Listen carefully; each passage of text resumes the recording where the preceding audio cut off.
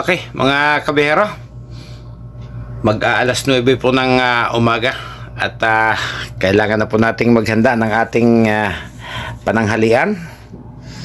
So mayroon na po tayong sinaing. Ang gagawin po natin, tayo po ay magsasabaw ng tahong na bagong hugas, mga kabihero. Ayan.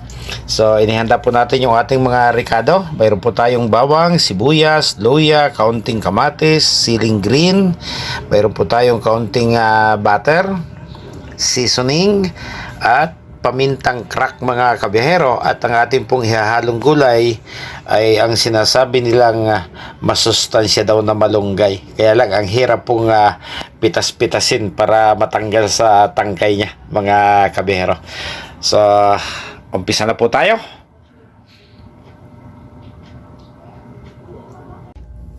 Okay, umpisa na po tayo, mga kabihero.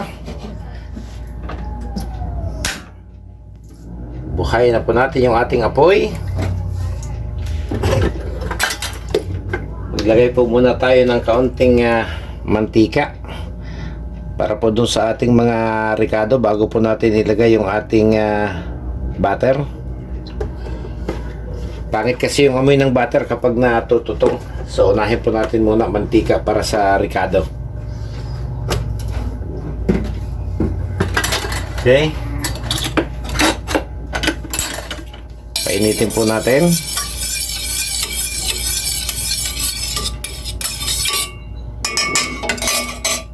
Hintayin po natin uminit yung mantika bago natin ilagay yung ating mga sangkap.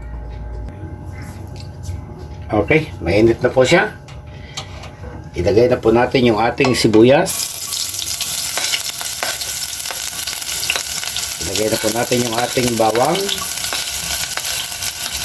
Isabay na rin natin ang ating luya. Ayan. Halo-haloin ng bahagya.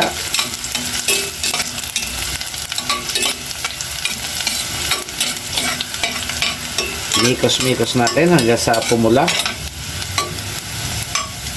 Ayan. Ilagay na po natin yung ating kamatis.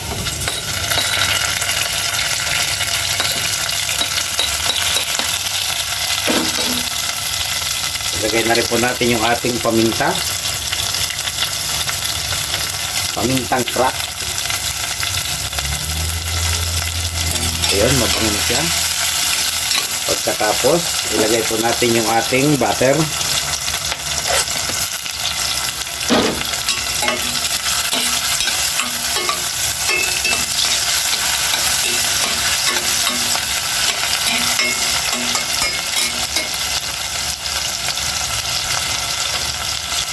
At isunod na po natin yung ating tahong.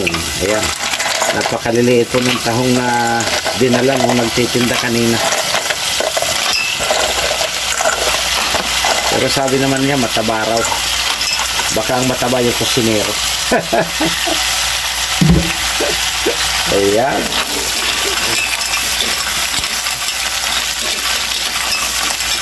Isa-gisahin po muna natin ang bahagya.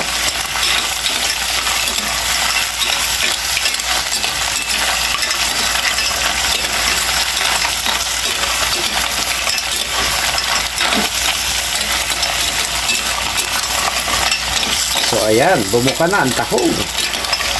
Bukang-buka. Ayan. Lagay na pa natin yung ating siling green.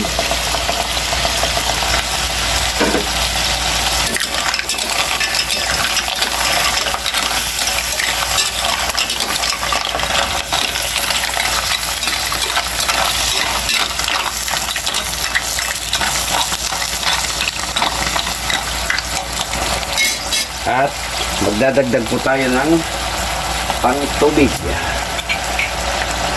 pang-sabaw, lawa sa juice.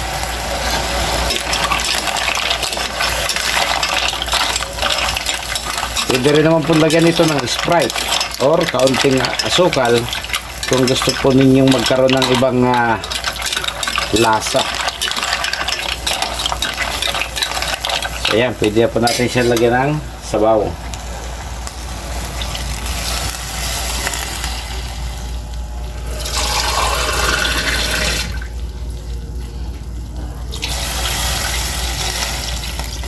Ayan, kulang pa. Mahilig po ako sa sabaw. Marami po akong pinapadide.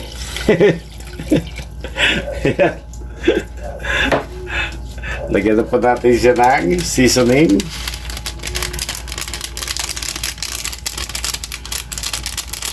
Ayun. At lagyan na rin po natin ng asin. Mahirap na talaga ang buhay, oh. Wala ng asin.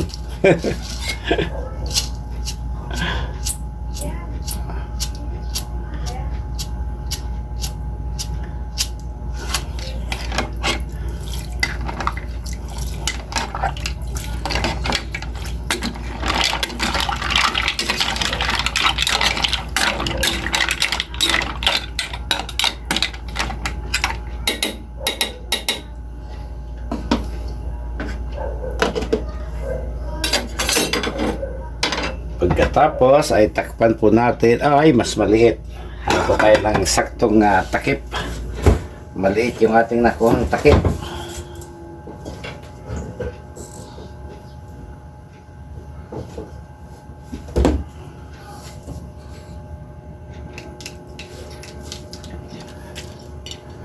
Okay, tatakpan na po natin siya hanggang sa siya ay kumulo ng husto, mga kabihero.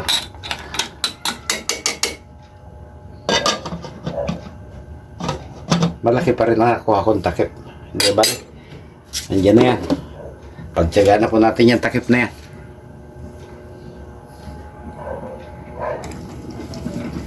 Okay, kulong-kulo na po siya, mga kabihero. Ayan, buka na pong lahat. Ito po yung mga tahong na mapagbigay. Nakabuka kaagad lahat. Ayan, oh. So, pwede na po natin idagdag yung ating dahon ng malunggay.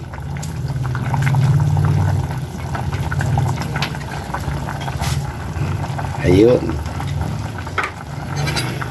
Pampagatas.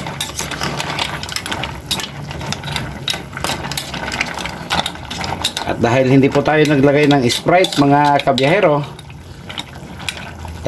lalagyan po natin siya ng kaunting asukal. Kaunti na lang. Dahil kaunti na rin lang yung asukal natin. Ayan, dagdagan po natin ng kaunti. Huwag naman masyadong marami at baka maglasang Milo. Ayan. Galing ha.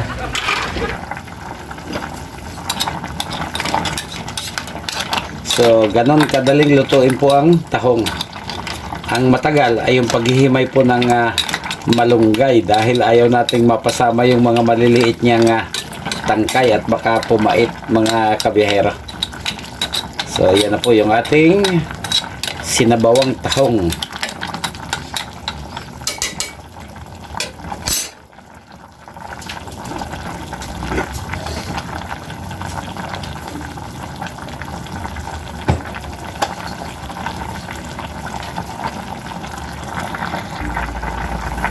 Parang lasang tuba eh.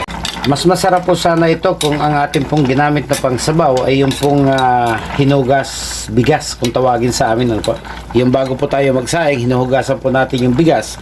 Yung po sana yung masarap na pangsabaw dito po sa ganitong uri ng tahong, mga kabihero.